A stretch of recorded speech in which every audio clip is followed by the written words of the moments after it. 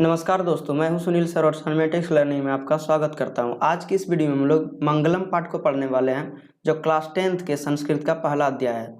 तो पाठ को यहां पर देख सकते हैं।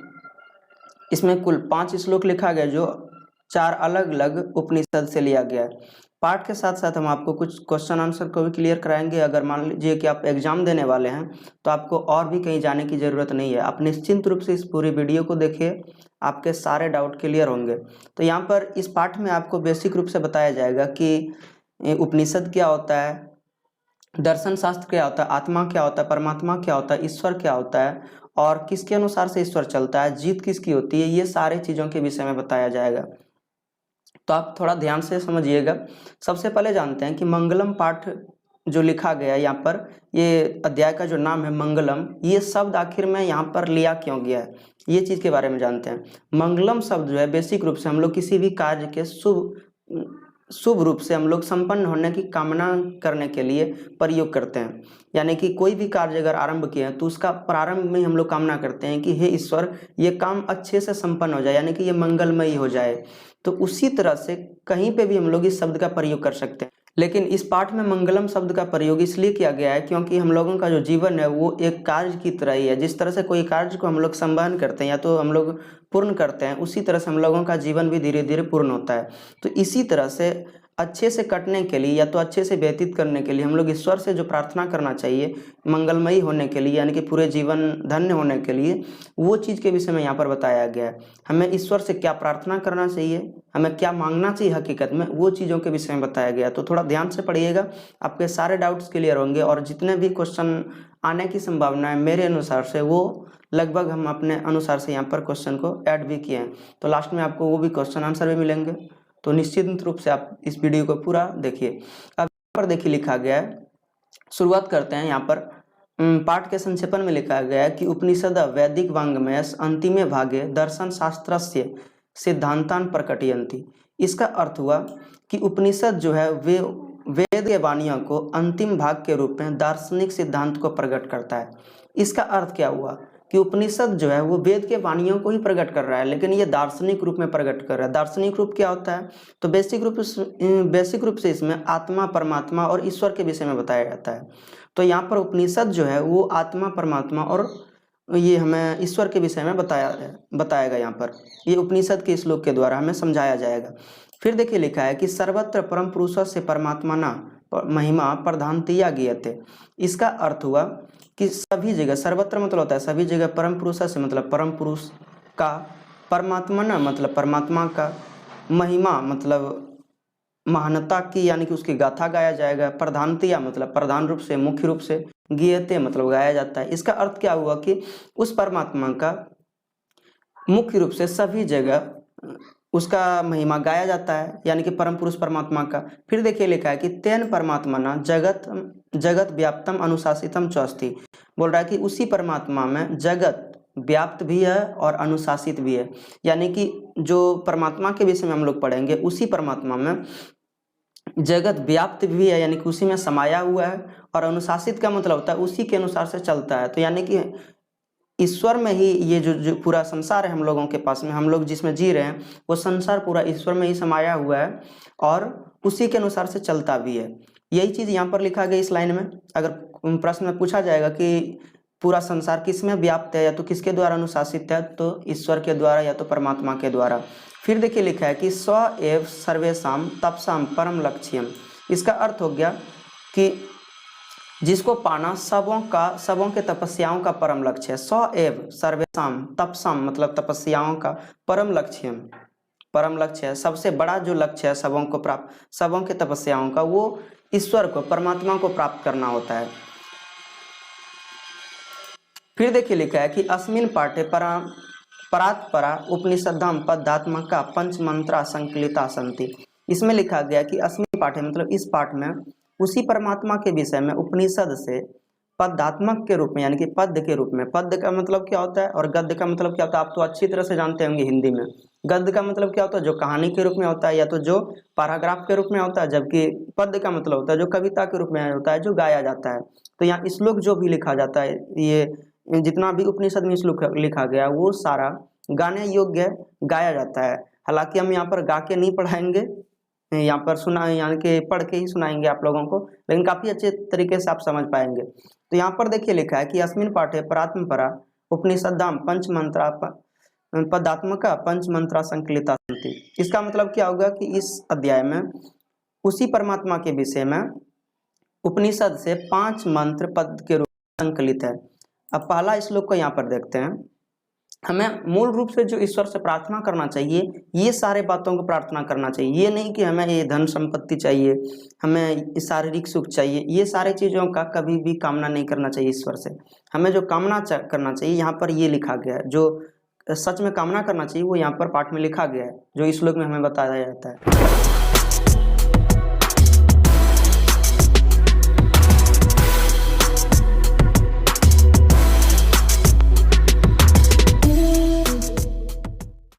तो यहाँ पर देखिए लिखा है क्या कि हिरण्मयन पात्रेण सत्यस अपि तम मुखम।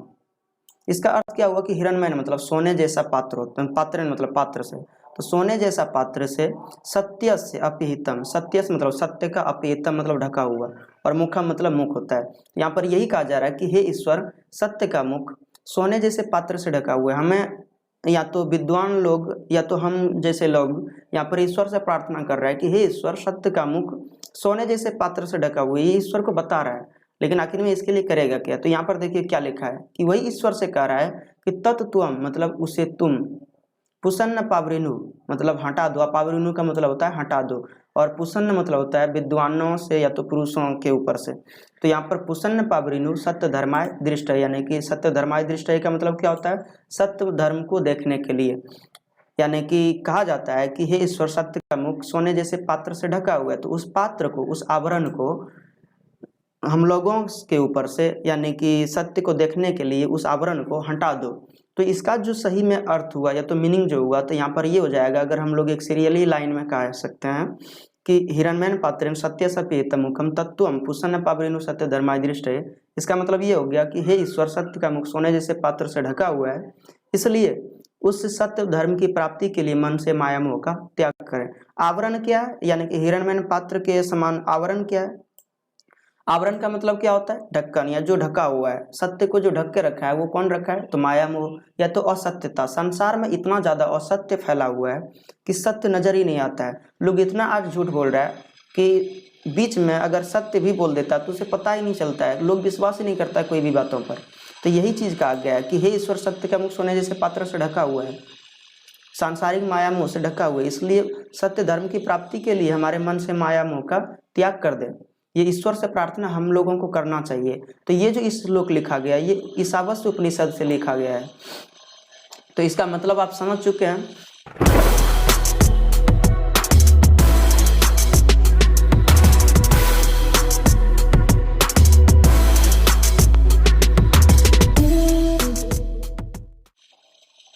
अब आगे देखिए, यहाँ पर लिखा गया है कि अनोर्नियान महतो महियान आत्मा से जंतु निहितो गुआयाम।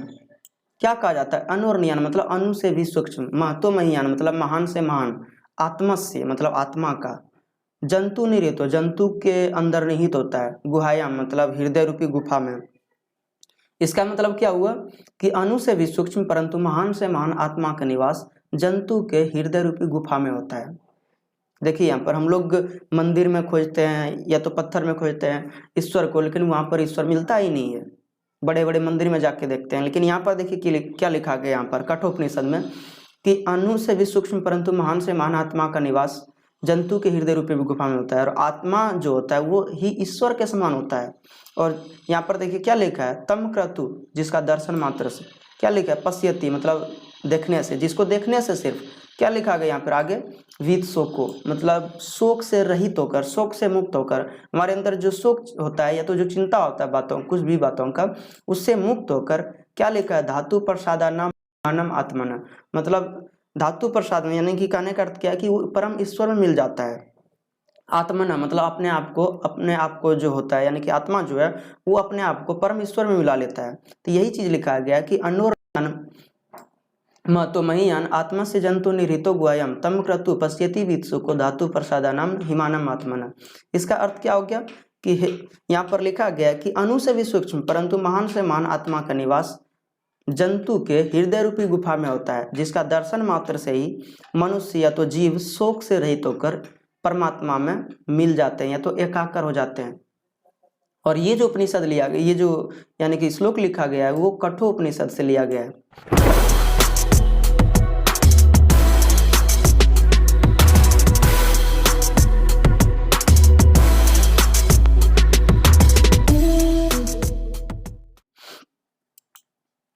अभी यहाँ पर देखिए अगला तीसरा यानी कि श्लोक में लिखा गया कि सत्यमेव जयते न अनित्रम। ये तो लाइन बहुत ज़्यादा फेमस है, बहुत ज़्यादा बोला जाता है। ये तो आप हर एक जगह पर देखे होंगे, एक एक सिक्का में लिखा हुआ होता है सत्यमेव जयते। इसका अर्थ क्या हुआ? सत्यमेव जयते का मतलब क्या होता है? सत्यम एव मतलब क्या हुआ? सत्यमेव यानी कि सत्य की ही, जयते मतलब जीत होती है, न अनित्रम और सत्य की नहीं। सत्यन पंथा विततो देवयाना, सत्य का ही एक ऐसा मार्ग है जो देवयान तक यानी कि ईश्वर तक पहुंचाने का एक मार्ग विस्तृत करता है। विततो मतलब विस्तृत करना, देवयाना मतलब ईश्वर के यानी कि ईश्वर का जो रथ है जहाँ पर वो रहते हैं उसके यानी कि यानों तक पहुंचाने का एक विस्तृत मार्ग प्रशस्त करता है। सत्य का रास्ता, सत्य ही एक प्रशस्त करता है रास्ता। एक केवल वही रास्ता है जो हम लोगों को ईश्वर तक पहुंचाया जा सकता है, जिसके द्वारा। और इसी में देखिए आगे लिखा है ये ना कर्मंत ऋषयो हयाप्त कामा यत्र तत् सत्यस परम निधानम। इसका मतलब क्या हुआ कि इसी क्रम को चुनकर ऋषिगण भी ईश्वर को प्राप्त करते हैं, जो सत्य का सत्यस सत्य का परम मतलब सबसे श्रेष्ठ, निधानम मतलब स्थान होता है। तो देखिए कितना अच्छा एक तरह से वाक्य लिखा है कि सत्य की ही जीत होती है, असत्य की नहीं। सत्य ही ईश्वर तक पहुंचाने का एक मार्ग विस्तृत करता है, जिसका यानी कि जिसको चुनकर इसी क्रम को यानी कि सत्य का ही मार्ग चुनकर, स्वाभाविक बात है, सत्य का ही मार्ग चुनकर यानी कि इसी क्रम को चुनकर ऋषिगण भी सत्य को प्राप्त करते हैं या तो ईश्वर को प्राप्त करते हैं, जो सत्य का परम स्थान है। तो यहाँ पर अगर लिखना चाह रहे हैं इस यानी कि इस श्लोक के अर्थ को, तो यहाँ पर इस प्रकार से लिख सकते हैं, सत्य की ही जीत होती है और सत्य की नहीं। सत्य ही ईश्वर तक पहुंचाने का एक मार्ग विस्तृत करता है, जिसका प्रयोग कर ऋषिगण भी ईश्वर को प्राप्त करते हैं, जो सत्य का परम स्थान है। तो यही यहाँ पर लिखा गया और ये श्लोक मुंडक उपनिषद से लिया गया है।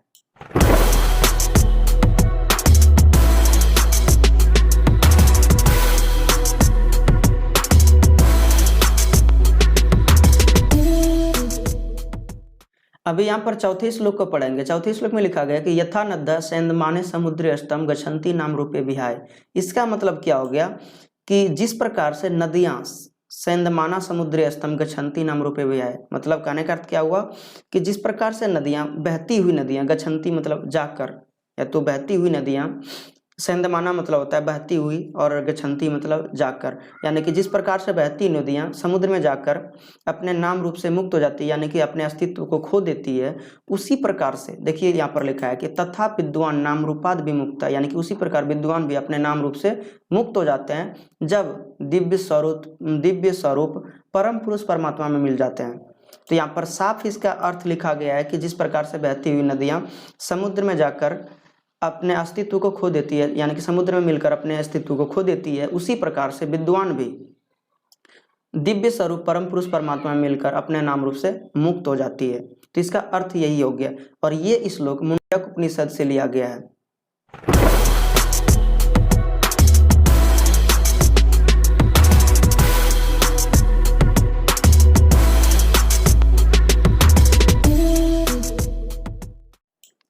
आगे देखिए यहाँ पर लिखा गया वेदाहमितम पुरुषम महंतम आदित्य वर्णम तमस परास्तात तमे विदित्वाति मृत्युम इति न अन्य पंथा विदते आयना। इसका अर्थ क्या हुआ कि वेदामेतम यानी कि वेद जो है वो आदित्य वर्णम मतलब आदित्य वर्ण सूर्य के समान है और तमसा मतलब होता है अंधकार। तो इस अंधकारमयी संसार में वेद आदित्य वर्ण सूर्य के समान है, जो पूरे संसार को अपने यानी कि किरणों से अपने यानी कि अपने ज्ञानों से पूरे संसार को प्रकीर्णित करता है, यानी कि उसको पूरा अपने प्रकाश को फैलाता है पूरे संसार भर में। आगे देखिए लिखा है कि तमे विदित्वादि मृत्यु मिति न अन्य पंथा विदिते, जिसका अध्ययन करके मृत्यु पर विजय प्राप्त करना चाहते हैं। यानी कि विद्वान लोग जो है, विद्वत्वाति मतलब होता है विद्या अध्ययन करके, यानी कि उसी का जो है विद्या अध्ययन करके, जो यानी कि श्लोक में क्या बोलते हैं इसको, वेद में जो लिखा गया है वो उसके ज्ञानों को पढ़ के ऋषिगण या तो जितने विद्वान लोग हैं वो मृत्यु पर विजय प्राप्त करना चाहते हैं, क्योंकि इसके अलावा कोई अन्य रास्ता है ही नहीं। देखिए यहाँ पर लिखा गया कि न अन्य पंथा विद्यते अनाय, क्योंकि इसके पढ़ने के अलावा कोई अन्य रास्ता है ही नहीं।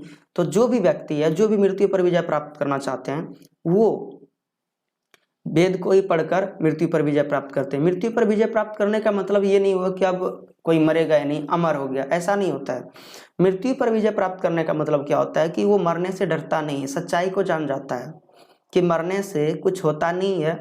हम लोगों का जो शरीर है उसका कुछ ना कुछ लिमिट है, 60 साल, 70 साल, 80 साल, या तो अच्छे से उसको मेंटेनेंस कर सकते हैं तो 100 साल, 105 साल, 110 साल ऐसे करके जी सकते हैं।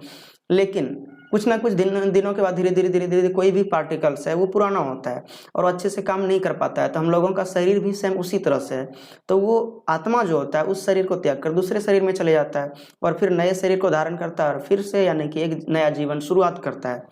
तो ये सच्चाई को जो जान जाता है वेद के द्वारा, तो वो मृत्यु से नहीं डरता है। तो यही चीज लिखा गया है। तो यहाँ पर ये जो श्लोक लिखा गया ये श्वेताश्वर उपनिषद से लिखा गया है।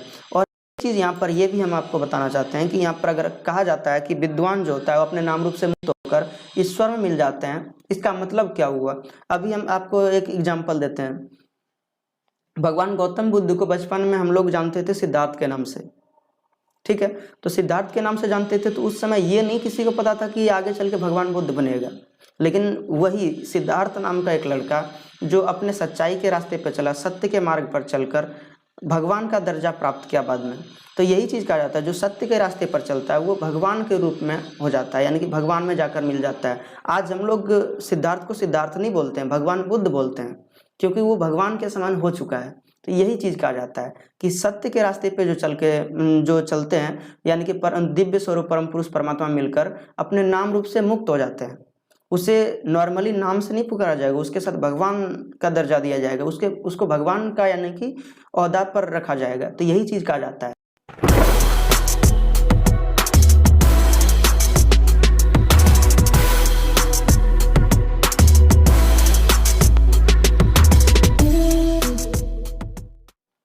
अब आगे देखिए यहाँ पे क्वेश्चन हम लोग यहाँ पर पढ़ेंगे। पहला प्रश्न है कि सांसारिक माया मोह से क्या ढका हुआ है? तो सत्य, असत्य, मोह या पाप। तो सांसारिक माया से क्या ढका हुआ है? तो सत्य ढका हुआ है। तो पहले भी आप लोग पढ़ चुके ही होंगे कि सांसारिक माया मोह से सत्य ढका हुआ है।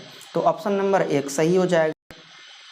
उसके बाद लिखा 2 नंबर प्रश्न में कि मंगलम पाठ में कुल कितने उपनिषद से मंत्र लिया गया? तो आपको पहले भी बता चुके हैं कि मंगलम पाठ में कुल 4 उपनिषद से मंत्र लिया गया है, लेकिन मंत्रों की संख्या 5 है। आप लोगों को याद भी होगा, सबसे पहले ईशावास्य उपनिषद, फिर मुंडक उपनिषद, फिर कठोपनिषद। और मुंडक उपनिषद से खैर 2 गो, पहले कठोपनिषद से लिया गया मुंडक उपनिषद, फिर मुंडक उपनिषद, और एक श्वेताश्वर उपनिषद से लिया गया था।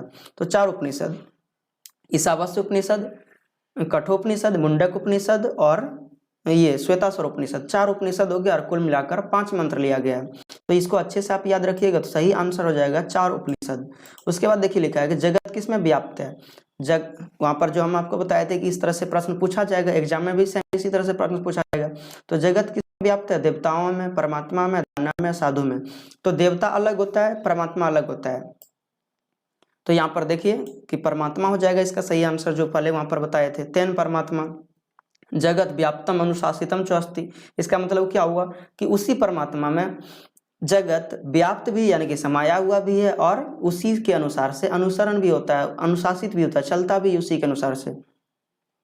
फिर देखिए लिखा है 4थे नंबर प्रश्न में लिखा है सबों का परम लक्ष्य किसको प्राप्त करना होता है? तो देवताओं को, देवता को, सत्य को, प्रेम को, धन को। तो सबसे बेस्ट इसका जो आंसर होगा वो सत्य को होगा। तो बी नंबर का सही आंसर हो जाएगा। 5वां नंबर का जो प्रश्न है इसमें लिखा गया कि मंगलम पाठ में कुल कितने मंत्र लिया गया है? तो मंगलम पाठ में कुल 5 मंत्र लिया गया। और अगर यही जो पूछे थे पहले कि मंगलम पाठ में कुल कितने उपनिषद से मंत्र लिया गया, तो 4 उपनिषद से। ये यहाँ पर आपका प्रश्न हो गया। सही आंसर ये यानी कि 5 उपनिषद हो गया, यानी कि 5 मंत्र हो गया। उसके बाद देखिए लिखा है 6 नंबर का प्रश्न, परमपिता परमेश्वर की प्राप्ति के लिए मन से किसका त्याग करना चाहिए? तो लोभ का, क्रोध का, पाप का या माया मोह का। तो माया मोह का। वहाँ भी बताए थे हम, पहले ही श्लोक के अर्थ में बता रहे थे कि हे ईश्वर, सत्य का मुख सोने जैसे पात्र से ढका हुआ है, इसलिए उस सत्य धर्म की प्राप्ति के लिए मन से माया मोह का त्याग करें। ये विद्वान लोग ईश्वर से प्रार्थना कर रहा है कि ईश्वर, हे ईश्वर, हमारे पास जो, यानी कि हमारे पास इतना ज़्यादा माया मोह है कि हम उससे ढके हुए हैं, इसलिए उस सत्य धर्म की प्राप्ति के लिए उस माया मोह को हटा दो। जिसको उसी माया मोह को जो वहाँ पर लिखा गया था एक शब्द के द्वारा, हिरण्मय पात्र, मतलब सोने जैसा पात्र का दर्जा दिया गया था, या तो सोने जैसे पात्र का एक शब्द का प्रयोग किया गया था। अब 7वां प्रश्न है कि मनुष्य के हृदय रूपी गुफा में किसका निवास होता है? तो ईर्ष्या का, ईश्वर का, आत्मा का या पाप का? तो यहाँ पर सही आंसर इसका सी नंबर का हो जाएगा, जो आत्मा है, क्योंकि बताए थे मनुष्य के हृदय रूपी गुफा में अणु से भी सूक्ष्म और महान से महान आत्मा का निवास होता है। ये पहले भी आपको बता चुके हैं हम पाठ में। अब आगे देखिए लिखा हुआ है कि कोई भी आत्मा सत्य का दर्शन करने से किस में बदल जाता है? तो मनुष्य, मानव में, दानव में, परमात्मा में, वाणी में? तो यहाँ पर परमात्मा में सही आंसर हो जाएगा। आगे देखिए लिखा है 99 नंबर का क्वेश्चन में क्या लिखा है कि परम पिता परमेश्वर को प्राप्त करने का कौन एकमात्र साधन या रास्ता है? तो स्वर्ग का पथ, देवता का पथ, नरक का पथ या सत्य का पथ? तो सही आंसर इसका हो जाएगा सत्य का पथ। अब 10वां नंबर क्वेश्चन में लिखा है कि किसकी जीत होती है? तो यहाँ पर पहले ही बता चुके हैं पाठ में, सत्यमेव जयते, यानी कि सत्य की जीत होती है। तो सही आंसर बी नंबर का हो जाएगा। 11वां नंबर के प्रश्न में लिखा गया कि ऋषिगण कौन से पद को चुनकर परमात्मा को प्राप्त होते हैं? तो यहाँ पर लिखा गया लोभ का पद, सत्य का पद, पाप का पद या इंसानियत का पद? तो सत्य का पद। वहां पर लिखा गया था ये ना क्रमंत ऋषयो हयात कामा, यानी कि इसी रास्ते को चुनकर ऋषिगण भी परमात्मा को प्राप्त करते हैं। तो यही चीज लिखा गया है। आगे देखिए बताता है कि नदियां समुद्र में मिलकर क्या हो जाती है? गतिहीन, चरित्रहीन, मतिहीन, अस्तित्वहीन। तो सबसे सुटेबल जो है यहाँ पर अस्तित्वहीन हो जाएगा, यानी कि अपने नाम रूप से मुक्त हो जाती है, अपने अस्तित्व को खो देती है। अगर एक एग्जाम्पल के तौर पर अगर यहाँ पर कहा जा रहा है कि जैसे गंगा नदी की जो पानी है, यानी कि बहती हुई जो धारा है, वो अगर बंगाल की खाड़ी में जाकर मिल जाती है तो वो समुद्र का जल कहलाएगा। अब वहां पर आकर हम लोग बंगाल की खाड़ी के जल को निकाल कर और ये नहीं कह सकते हैं कि ये गंगा का जल है। तो जैसे कोई भी नदी का बहता हुआ पानी अगर समुद्र में जाकर मिल जाती है तो इसका मतलब क्या हुआ कि वो अपने अस्तित्व को पूर्ण रूप से खो देती है। अगर गंगा का जल है तो गंगा के नदी में ही गंगा का जल है, उससे बाहर गंगा का जल नहीं कहलाएगा। तो यही चीज है, यानी कि अगर हम लोग उसके नदी से अगर जल को उठा के लाते हैं तो गंगा जल कहलाएगा, लेकिन अगर कहीं और भी जाके मिल गया तो वो गंगा जल नहीं कहलाएगा। तो यही अपने अस्तित्व को खो देती है। उसके बाद देखिए लिखा है कि विद्वान पर क्या हो जाते हैं? तो मौन, खुश, मुक्त, दानी, मुक्त। तो सबसे अच्छा जो होगा मुक्त होगा। मौन क्यों होगा? चुप। खुशी का, यहाँ पर जो परमात्मा को पा लेता है तो उसका खुशी का तो खुश तो होगा खैर, लेकिन यहाँ पर अगर ऑप्शन रहेगा यहाँ पे मुक्त तो मुक्त मारिएगा, खुश रहेगा ही नहीं। ऐसे यहाँ पर अगर लिखा गया तो कोई बात नहीं है, ठीक। तो ये चीज को थोड़ा याद रखिएगा। खैर खुश भी होना एक स्वाभाविक बात है, क्योंकि कोई विद्वान अगर मान लीजिए परमात्मा को, जो सबों का जो परम लक्ष्य होता है, बहुत सारे दिनों से वो एक तरह से तपस्या कर रहा है उसको प्राप्त करने का, और वो अगर मिल जाए तो खुश तो होना ही स्वाभाविक बात है। फिर देखिए लिखा है कि वेद किसके समान? तो देव के समान, दानव के समान, सूर्य के समान या मित्र के समान? तो यहाँ पर लिखा गया था सूर्य के समान। वेदा में तम आदित्य वर्णम ने बताए थे वहां पर, ठीक।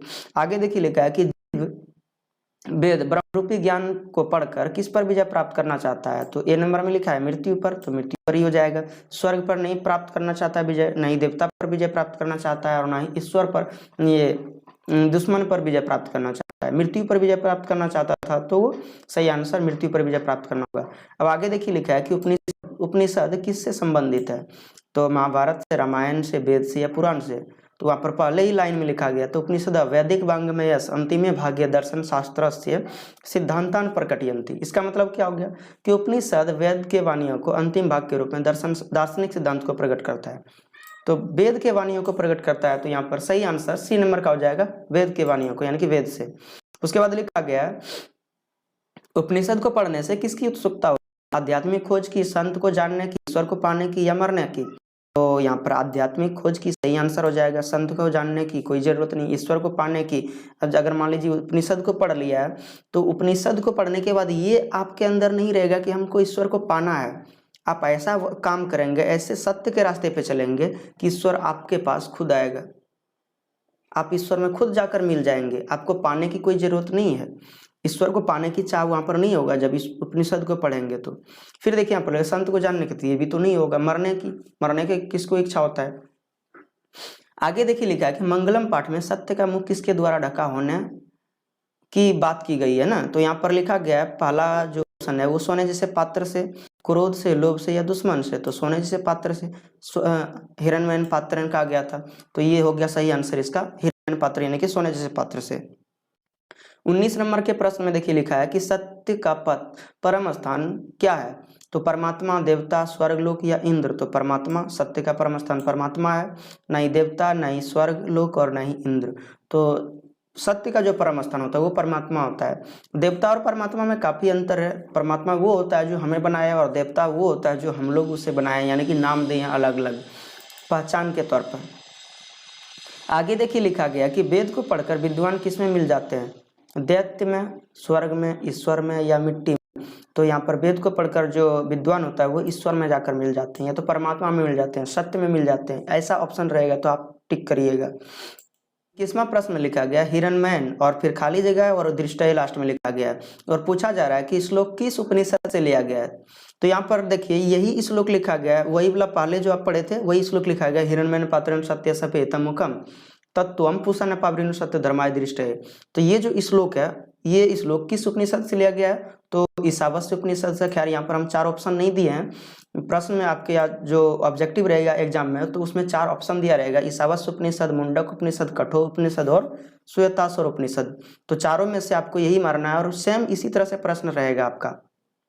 उसी प्रकार से 22वां प्रश्न है, देखिए यहाँ पर लिखा है अनोर्नियान मातो महियान आत्मस जंतो निरितो गुआयाम तम क्रतु पश्यति वित्सो को धातु प्रसादानम हिमानम आत्मना।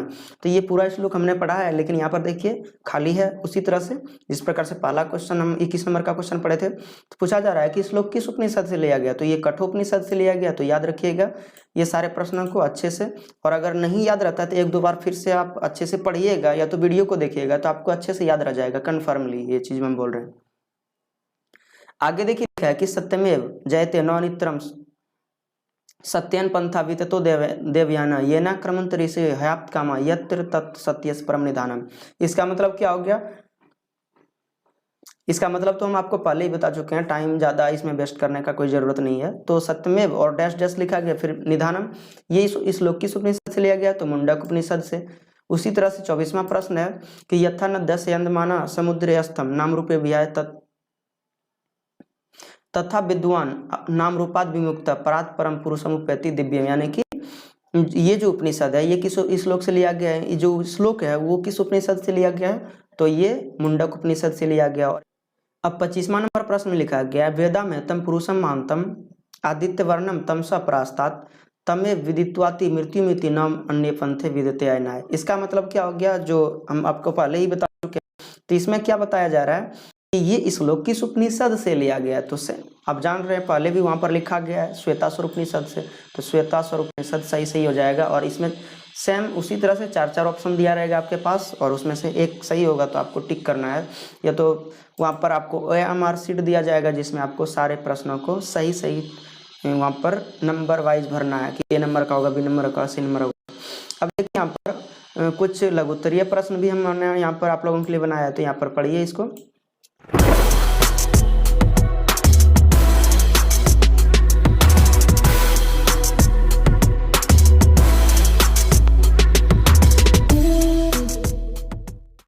अब लघुत्तरीय प्रश्न का पहला प्रश्न देखते हैं। मंगलम पाठ के आधार पर ईश्वर को प्राप्त करने के पथ का वर्णन करें। तो ये प्रश्न का जो उत्तर है ये साक्षी सिन्हा ने लिखी है, और काफी एक तरह से इंटेलिजेंट माना जा सकता है, क्योंकि इतना बेहतरीन तरीके से किसी भी प्रश्न को लिखना एक टफ ही है, जिसको हमने यहाँ देखा कि काफी अच्छा लिखी है। तो खैर उसी सब का उठाए हैं, काफी जितना भी प्रश्न आप देख पा रहे हैं कोई ना कोई स्टूडेंट के द्वारा ही लिखा गया। और अगर कोई स्टूडेंट का अच्छा हमको नहीं लगता, ये अच्छा से अच्छा नहीं है और भी ज्यादा अच्छा लिखा जा सकता है, तो हमने खुद से लिखा है। यहाँ पर कई जगह मेरा भी नाम आप देख रहे होंगे। तो स्टूडेंट यहाँ पर अच्छे से अच्छे लिखी है तो उसका हम यहाँ पर नाम के साथ में प्रश्न के उत्तर को ऐड कर दें। और अगर आप भी इस तरह से चाहते हैं कि प्रश्नों के उत्तर को यहाँ पर वीडियो में लाने के लिए, तो आप टेलीग्राम ऐप पर जाकर सिनेमैटिक्स लर्निंग ग्रुप यहाँ पे सर्च करिए और उसमें जाकर ज्वाइन होकर और उसके बाद वहाँ पर पीडीएफ दिया गया है प्रश्न का, तो पीडीएफ को आप डाउनलोड करके उसके बाद फिर वहाँ से प्रश्नों को हल करके और उसके बाद हम मेरे पास भेज सकते हैं ग्रुप में, तो हम आपके प्रश्न को यहाँ पर ऐड कर देंगे फिर से। तो ये पाठ का तो नहीं हो सकता है, लेकिन आगे आने वाले पाठ का आप ऐड करा सकते हैं। अगर पढ़े हैं तो आप ऐड करा सकते हैं, बिल्कुल कोई दिक्कत नहीं। अगर अच्छे से अच्छे लिखेंगे, अगर मान लीजिए कि आपसे अच्छा मेरा स्टूडेंट ही पहले से लिख दे तो उसका ही ऐड होगा, जिसका सबसे बेस्ट होगा उसी का हम ऐड करेंगे। तो ये साक्षी सिन्हा ने लिखी है और यहाँ पर देखिए क्या लिखा है, मंगलम पाठ के आधार पर ईश्वर या परमात्मा को प्राप्त करने के लिए मन से माया मोह का त्याग कर देना चाहिए, तभी उस सत्य स्वरूप परमात्मा को प्राप्त किया जा सकता है। और जब जीव अपने हृदय में स्थित आत्मा का साक्षात्कार करता है तो वह सारे सांसारिक बंधनों खासकर माया मोह से मुक्त ईश्वर को प्राप्त हो जाता है। तो देखिए कितने बेहतरीन तरीके से लिखे हैं ये प्रश्न जो है, यानी कि ये जो उत्तर लिखा गया है ये एकदम पूरा अच्छे तरीके से यानी कि प्रश्न को संतुष्ट कर देता है। तो इस तरह से अगर आप एग्जाम में लिख देंगे तो काफ़ी चांस है कि आपको फुल में फुल मार्क दिया जाएगा, किसी तरह से नहीं काटा जा सकता है। अगर आप टॉपर भी हैं, 99 भी चले गया फिर भी नहीं काटा जाएगा आपका। उसके बाद देखिए दूसरा नंबर में लिखा गया है कि विद्वान या ज्ञानी जन ईश्वर में कैसे मिल जाते हैं, तो समझाइए। तो यहाँ पर देखिए इसका जो आंसर लिखी है ये करिश्मा कुमारी ने लिखी है। क्या लिखा गया कि जिस प्रकार नदियाँ समुद्र में मिलकर अस्तित्वहीन हो जाती है, अर्थात अपना नाम या तो अपना रूप त्याग कर समुद्र बन जाती है, उसी प्रकार विद्वान या ज्ञानी जन अपने मन से सांसारिक माया मोह को त्याग कर ईश्वर में मिल जाते हैं और अपने नाम रूप से मुक्त हो जाते हैं। तो यही चीज यहाँ पर देखिए जो हमने श्लोक में बताया है सेम लिखा गया, लेकिन एक सुटेबिलिटी जो होता है वो इस तरह से होनी चाहिए प्रश्न का उत्तर का। अब तीसरे प्रश्न को देखिए यहाँ पर क्या लिखा है कि मंगलम पाठ में सत्य के विषय में क्या कहा गया है। तो मंगलम पाठ सत्य यहाँ पर मैं छूट गया आखिर में, तो मिस्टेक है ये। तो आप अगर यहाँ पर लिख रहे हैं तो आप यहाँ पर मैं भी जोड़िएगा इस जगह पर।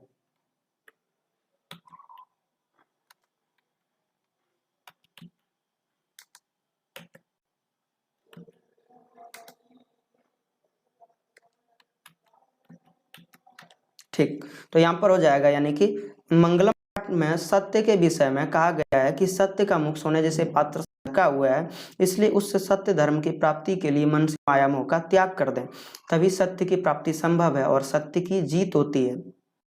और सत्य की नहीं, सत्य ही ईश्वर तक पहुंचने का एक मात्र मार्ग है जिसका प्रयोग कर ऋषिगण भी ईश्वर को प्राप्त करते हैं। यहाँ पर देखिए दो वाक्य जो मिला हुआ है, तो ऐसा नहीं है कि यहाँ पर गलत लिखे, ये सत्य के विषय में दो यहाँ पर श्लोक लिखा गया, तो दोनों का अर्थ यहाँ पर लिखा गया। उसके बाद देखिए चौथा जो प्रश्न है इसमें लिखा गया है, प्रश्न है आपका यहाँ पर कि आत्मा का निवास कहाँ होता है और उसका दर्शन कैसे किया जा सकता है।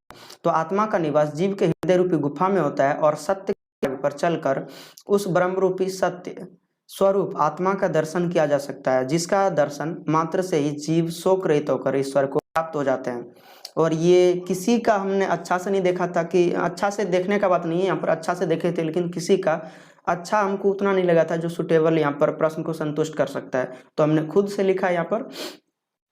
तो यहाँ पर यही यानी कि ये प्रश्न को अच्छे से अगर लिखना हो तो यही यानी कि इसका आंसर हो जाएगा कि आत्मा का निवास जीव के हृदय रूपी गुफा में होता है और सत्य के मार्ग पर चलकर उस ब्रह्म रूपी सत्य स्वरूप आत्मा का दर्शन किया जा सकता है, जिसका दर्शन मात्र से जीव स्वकृत होकर ईश्वर को प्राप्त हो जाते हैं।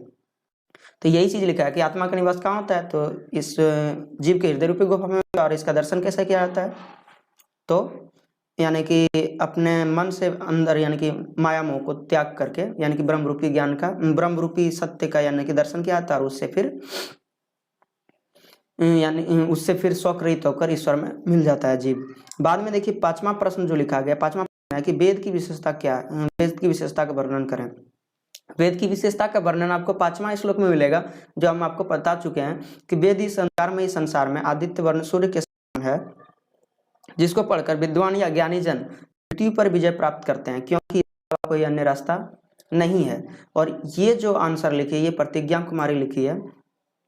तो यहाँ पर देखिए ध्यान देने वाली बात है कि वेद की विशेषता क्या है, कि वेद जो है वो समस्त ज्ञानों का एक संग्रह है। आज हम लोग जो भी सब्जेक्ट पढ़ते हैं, जो भी कुछ भी पढ़ रहे हैं, तो उसका जो जड़ होता है वो वेद ही है वेद से ही स्टार्ट हुआ है, चाहे संगीत ज्ञान या तो औषधि विज्ञान या तो कला विज्ञान, कोई भी बात ले लें, कोई भी कलाकृति के बारे में ले लें, साइंस आज मॉडर्न यानी कि एक तरह से विज्ञान के बारे में ले लें, वो भी स्टार्ट हुआ है तो वेद से ही स्टार्ट हुआ है। कोई भी जो स्टार्ट होने का जो यहाँ पर जो स्टार्ट होने का जो प्रोसेस है वो वेद से ही स्टार्ट हुआ है। तो यही चीज कहा जाता है कि वेद इस अंधकार संसार में आदित्य वर्ण सूर्य के समान है, जिसे पढ़कर विद्वान या ज्ञानी जन मृत्यु पर विजय प्राप्त करते, क्योंकि इसके अलावा कोई रास्ता नहीं है। तो ये भी हम आपको बता चुके हैं। आगे देखिए लिखा है कि ईश्वर ये सत्य है। तो ये किसी ने अच्छे से नहीं लिख पाई थी, या तो स्टूडेंट जो भी है किसी ने अच्छा से नहीं लिखा था। तो यहाँ पर देखिए क्या लिखा है कि ईश्वर यह सत्य क्या है। तो देखिए क्या हमने खुद से यहाँ पर लिखा है कि सत्य ही ईश्वर है और ईश्वर ही सत्य है। सत्य परमात्मा तक पहुंचने का एक मात्र मार्ग है, सत्य कभी भी ना वाला है, और सत्य के ही सहारे जीव परमात्मा पर पहुंच पाते हैं, परमात्मा तक पहुंच पाते हैं या परमात्मा में मिल पाते हैं। अतः सत्य या ईश्वर को प्राप्त करना सभी जीवों का परम लक्ष्य है। तो सत्य के विषय में जितना भी वाक्य लिखा गया था इस अध्याय में, मंगलम पाठ में, वे सारे वाक्यों को यहाँ पर एक जगह पर मिलाकर हमने लिख दिया है। तो ये सत्य या ईश्वर का अर्थ हो गया, या तो क्या है आखिर में, ये मीनिंग हो गया। ये 7वां प्रश्न है कि सत्य का मुख कैसे और किससे ढका हुआ है। तो सत्य का मुख सांसारिक बंधनों, माया मोह, विषय वासनाओं और असत्य से ढका हुआ है, जिसे ईशावास्य उपनिषद में सोने जैसे पात्र की संज्ञा दी गई है। अतः सत्य की प्राप्ति के लिए मन से माया मोह का त्याग कर देना चाहिए। ये हमने खुद से लिखा है। तो देखिए यहाँ पर क्वेश्चन क्या था कि सत्य का मुख कैसे और किससे ढका हुआ है, तो आंसर यहाँ पर लिखा हुआ है, आप अच्छे से देख सकते हैं, हमने पढ़ा भी है। आगे देखिए 8वां नंबर है प्रश्न, उपनिषद का अर्थ क्या होता है। तो यहाँ पर देख सकते हैं कि इसका जो उपनिषद का अर्थ क्या होता है, तो इसके बारे में लिखा गया है यहाँ पर। और ये इसका जो प्रश्न का जो आंसर लिखी है वो प्रतिज्ञा कुमारी लिखी है। तो यहाँ पर देख सकते हैं क्या लिखा गया है कि उपनिषद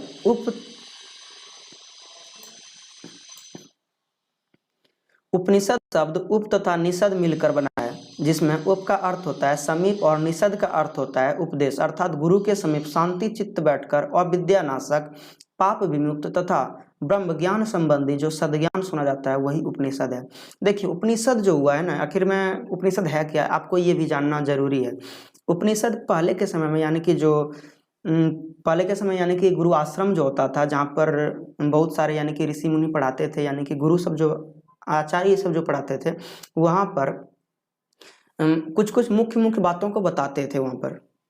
तो जो लिखने योग्य था वही लिखा था, और 3 से 4 पेज का यानी कि छोटा छोटा बुक बन गया, और वही आगे चल के उपनिषद कहलाया। तो यही चीज है यहाँ पर। उपनिषद का अर्थ क्या होता है कि गुरु के समीप शांति चित्त होकर विद्या ग्रहण करना जो होता है वही उपनिषद कहला। तो यहाँ पर लिखा भी गया कि उपनिषद शब्द उप तथा निषद मिलकर बना है, जिसमें उप का अर्थ होता है समीप तथा निषद का अर्थ होता है उपदेश, अर्थात गुरु के शांति चित्त बैठकर अविद्या नाशक, पाप विमुक्त तथा ब्रह्म ज्ञान संबंधी सदज्ञान सुना जाता है, वही है। ये प्रतिज्ञा कुमारी लिखी है और काफी अच्छे तरीके से लिखी है। तो यहाँ पर 2 वाक्यों को, आपको 2 शब्दों के अर्थ को जानना है। यहाँ पर देखिए लिखा है कि अविद्या नाशक, मतलब जिससे अपनी शक्ति का ह्रास ना हो, यानी कि शक्ति बढ़े, विद्या का ह्रास ना हो, विद्या बढ़े, पाप विमुक्त यानी कि पाप से मुक्त करने वाला शक्ति या तो बात, उसके बाद ब्रह्म ज्ञान यानी कि ईश्वर के बारे में जो यानी कि ज्ञान सुना जाता है, उसको ही उपनिषद का दर्जा दिया गया है। अच्छे अच्छे शब्दों को, अच्छे अच्छे वाक्यों को, अच्छे अच्छे चीजों को जो पढ़ने योग्य था और लिखने योग्य था, जो आगे यानी कि लिखकर उपनिषद बनाया गया। आगे देखिए लिखा गया है उपनिषद हमें क्या सिखाती है। तो ये भी लिखा है, इस श्लोक में हम आपको बता चुके हैं। उपनिषद में आदर्श जीवन संबंधी ज्ञान सिखाती है, जिसमें व्यक्ति को निष्पक्ष भाव से कर्म करने, सुख दुख, लाभ हानि, मान अपमान आदि में समान रहने की सीख देती है तथा सत्य धर्म को प्राप्त करने की सलाह देती है। और ये भी आंसर लिखी है प्रतिज्ञा कुमारी। अब 10वां प्रश्न है कि ईशावास्य उपनिषद के अनुसार से हमें ईश्वर से क्या प्रार्थना करना चाहिए। तो ईशावास्य उपनिषद के अनुसार से हमें ईश्वर से यह प्रार्थना करना चाहिए कि हे ईश्वर, हमारे मन से माया मोह को हटा दे, ताकि उस परम सत्य की प्राप्ति हो सके और हम इस जीवन मरण की क्रिया से मुक्त हो सके। और ये कहना है साक्षी सिन्हा का, और काफी आंसर लिखी है, तो देख सकते हैं यहाँ पर। अब 11वां प्रश्न लिखा गया कि कठ उपनिषद में आत्मा के विषय में क्या कहा गया है। तो यहाँ पर देखिए लिखा है, कठ उपनिषद में आत्मा के विषय में कहा गया है कि जीव के हृदय रूप गुफा में सूक्ष्म से सूक्ष्म और महान से महान आत्मा सत्य के रूप में स्थित है और जब जीव सांसारिक मायामोह को त्याग कर उस सत्य का दर्शन करता है तब उसकी आत्मा परमात्मा में मिल जाती है और सांसारिक बंधनों से मुक्त हो जाती है। तो ये साक्षी सिन्हा ने लिखी है और सबसे ज़्यादा हमको लगता है कि साक्षी सिन्हा के योग करीब 5 प्रश्न का उत्तर दे दिए ये।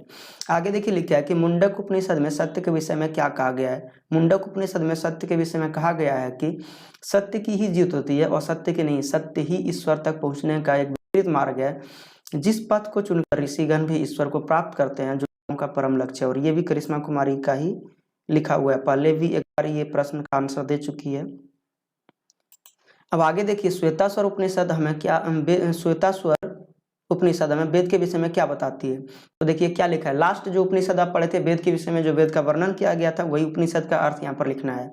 तो क्या कहा गया कि वेद इस अंधकारमयी संसार में आदित्य वर्ण सूर्य के समान है, जिसको विद्वान या ज्ञानी जन पढ़कर मृत्यु पर प्राप्त करना चाहता है, क्योंकि इसके अलावा कोई अन्य रास्ता नहीं है। तो ये जो है ये साक्षी सिन्हा ने लिखी है और ये इसका आंसर अगर आप देखना चाहते हैं तो वही आपको हम पहले भी बता चुके हैं कि ये जो अंतिम श्लोक था वेद के बारे में जिसमें बताया था, उसी श्लोक के अर्थ को देखिएगा तो आपको मिल जाएगा। सेम वही चीज लिखा गया है।